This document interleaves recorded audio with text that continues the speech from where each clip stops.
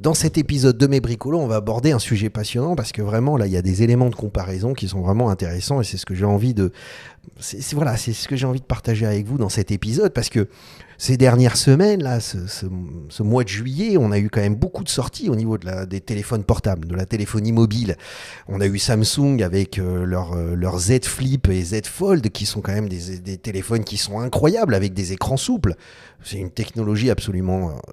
Enfin, c'est stupéfiant, c'est même contre-intuitif de voir un écran se plier comme ça. Et puis juste à côté, à la même époque, on a eu Nothing Phone 3, le tant attendu Nothing Phone, dernier modèle, donc le flagship de Nothing Phone, enfin de Nothing. Donc c'est intéressant, j'ai toujours du mal à le prononcer, je veux dire, c'est intéressant de voir ce qu'ils ont fait.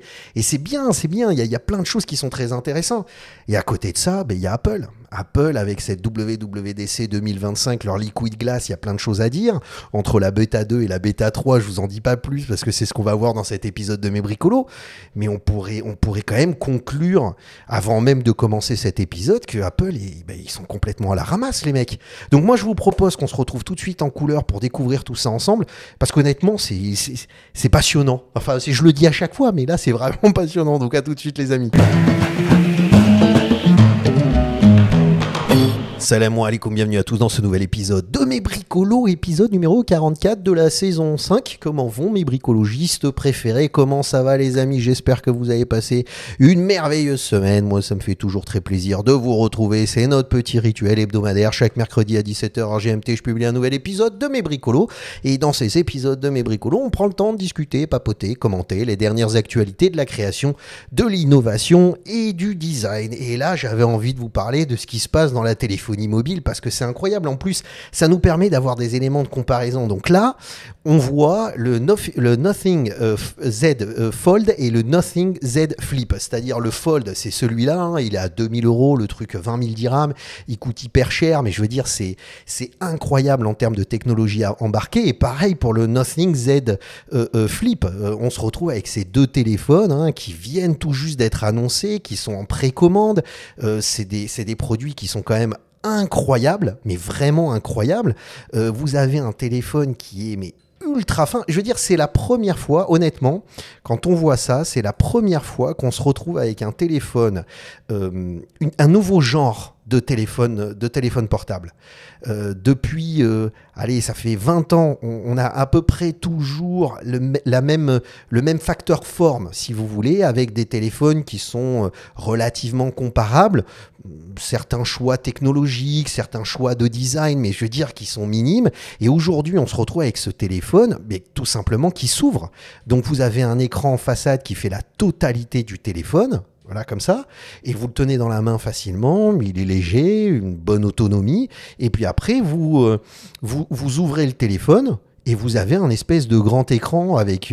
alors, je sais pas, j'aimerais bien avoir le téléphone en version ouverte. Et puis, alors, en plus, il vous montre, de l'ancienne génération à la nouvelle génération, c'est ce que je vous montrais, ça a diminué de moitié, quoi. C'est quasiment de moitié, hein.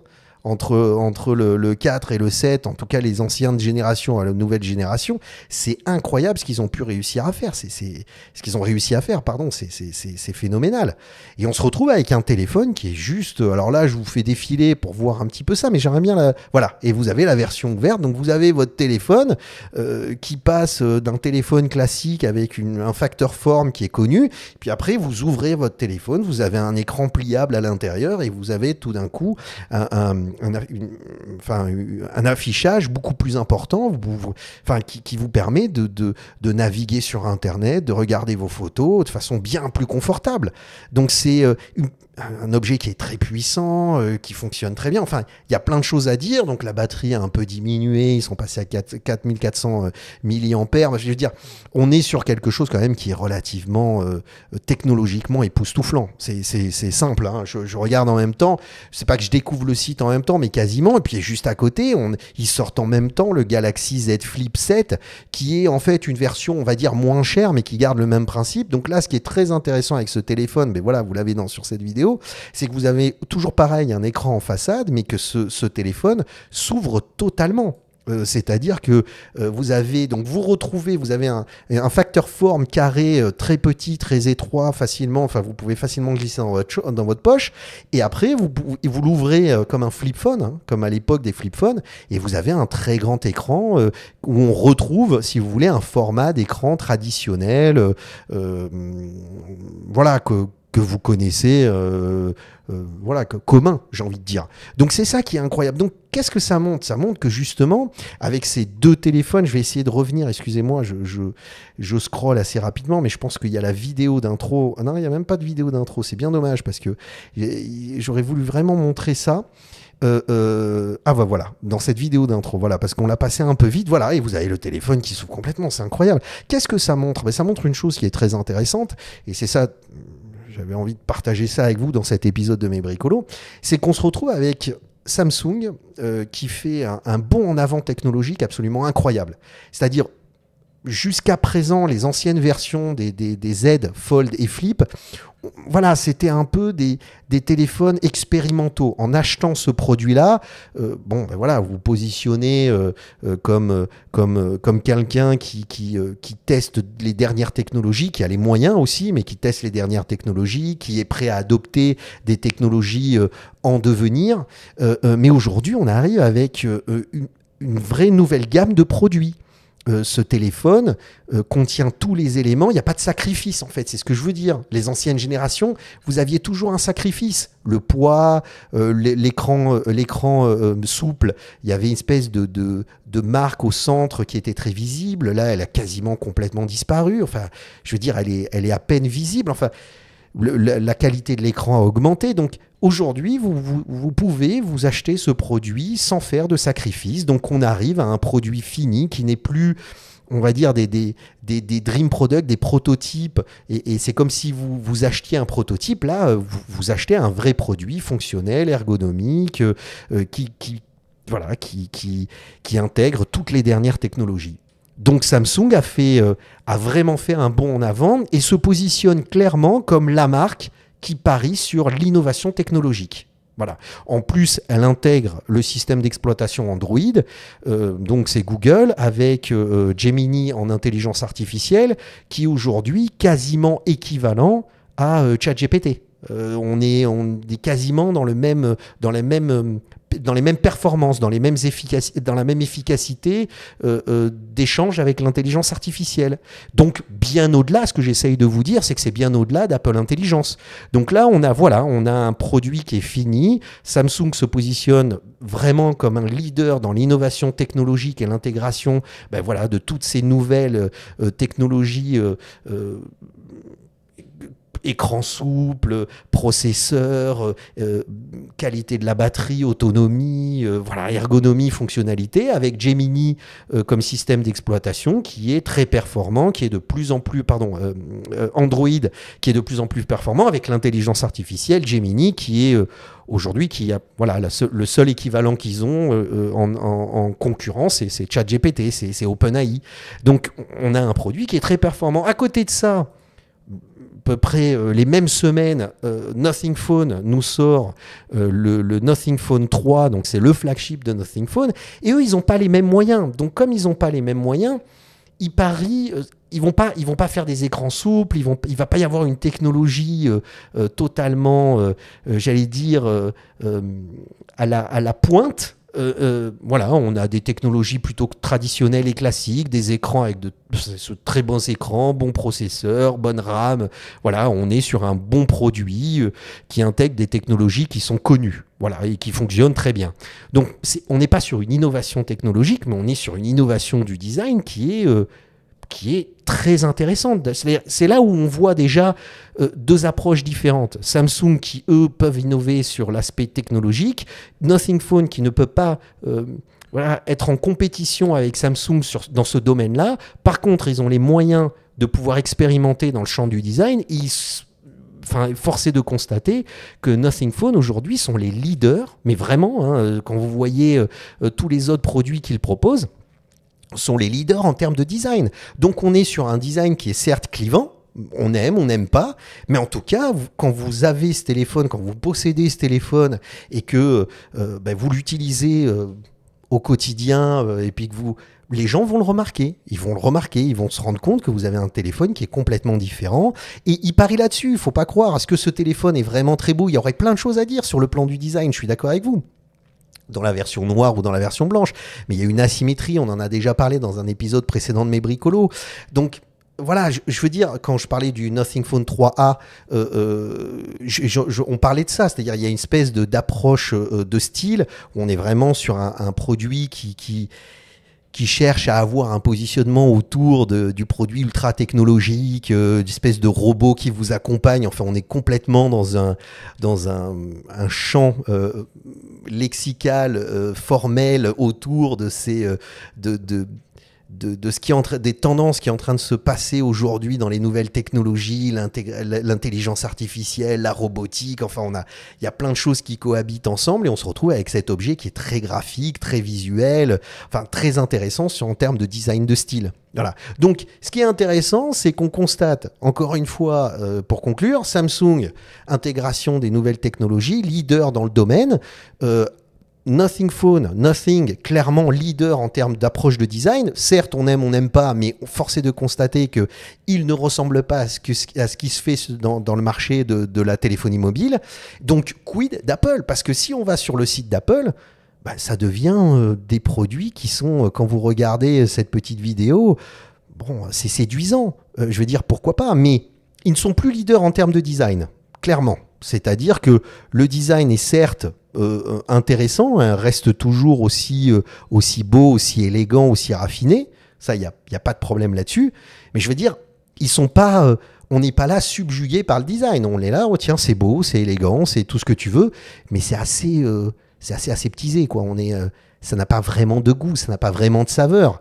En termes de technologie, bon, l'OS d'Apple, c'est sympa, c'est bien. Mais je veux dire, Apple Intelligence est totalement inexistant. Les écrans sont bien, mais sont pas... je veux dire, il n'y a pas une innovation technologique extraordinaire. Il n'y a pas une innovation en termes de design. Ils sont toujours aussi forts dans l'écosystème et les finitions du produit. Je veux dire, l'écosystème, aujourd'hui, sans Apple Intelligence, qui avait été annoncé l'année dernière, c'est tout relatif. C'est tout relatif. Donc, on se retrouve avec un produit... Quand on le met en comparaison, un peu comme ce que je fais là avec vous, tout d'un coup, il devient quasiment inintéressant.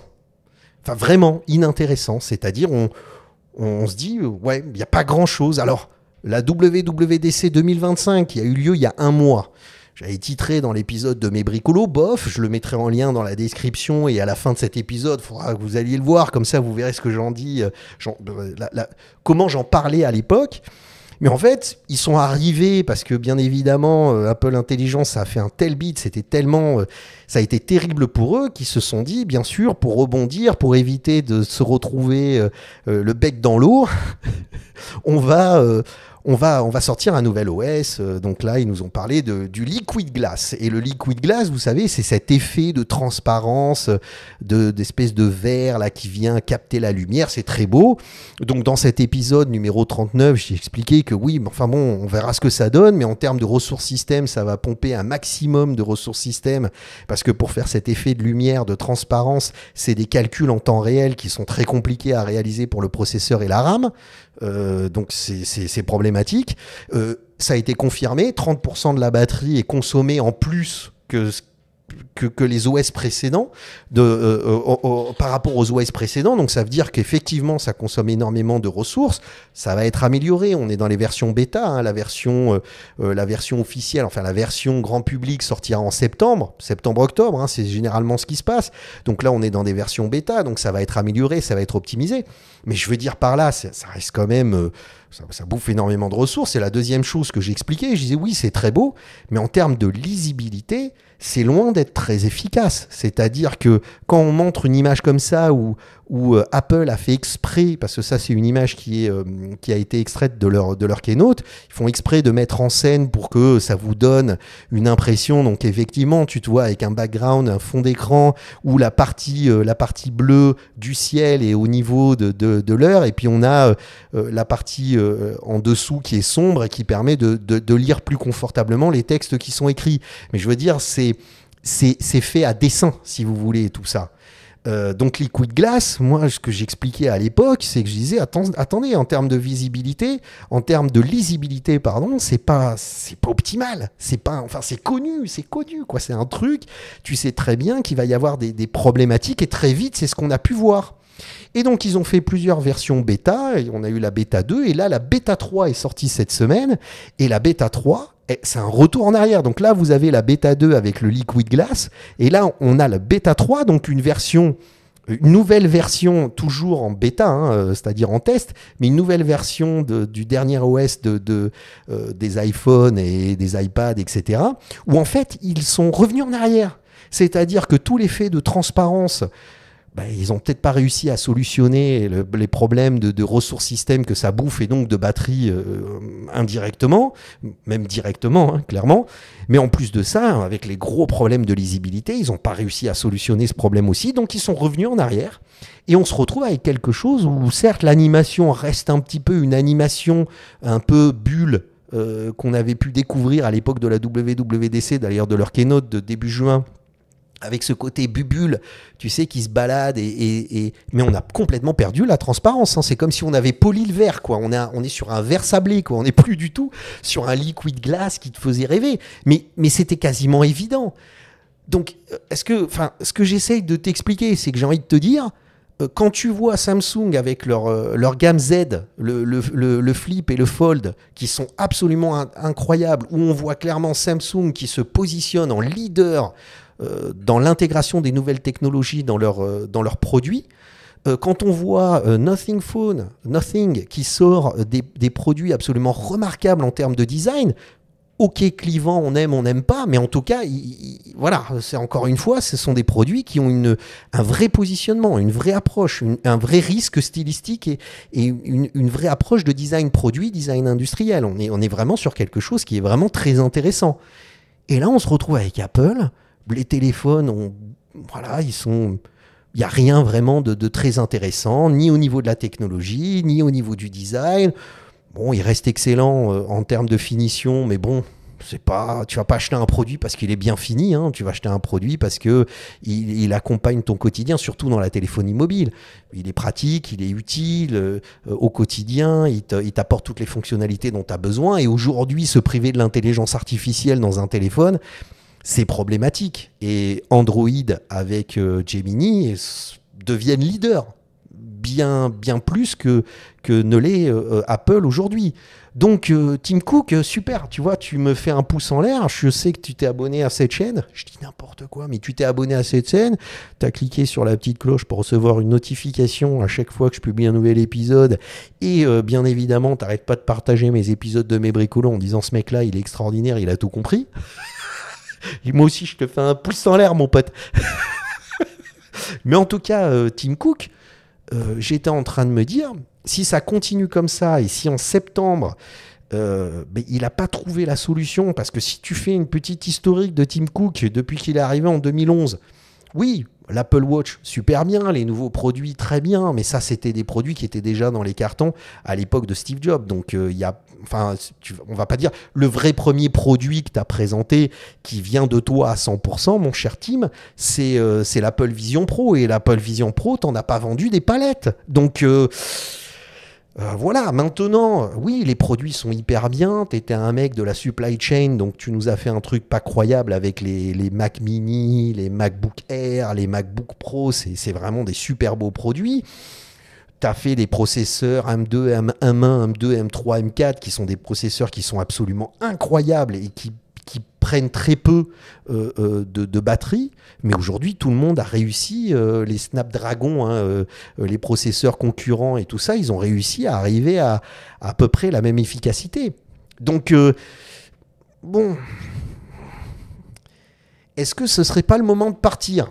Et c'est là où j'ai tapé sur Google, mais vraiment, je me suis posé la question, j'ai dit non, mais si ça continue comme ça, si les produits qui sont présentés en septembre ne sont pas des bangers et que ce problème d'Apple Intelligence n'est pas résolu, je pense vraiment que Tim Cook va être mis à la porte.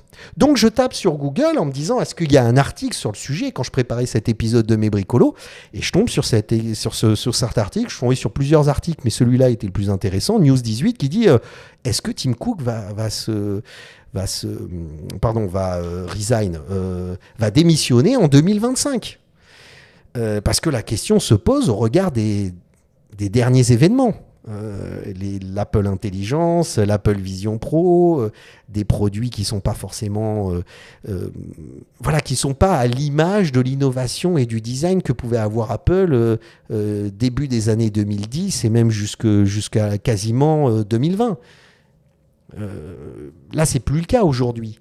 Et on voit Apple qui, en termes d'image, en termes d'image et de confiance, ça diminue de façon vraiment importante. Alors, évidemment, je n'ai pas lu que le titre, j'ai lu l'article. Et dans l'article, ils expliquent, alors ils disent, voilà, c'est un titre qui est un peu accrocheur en disant, est-ce qu'il va démissionner en 2025 ?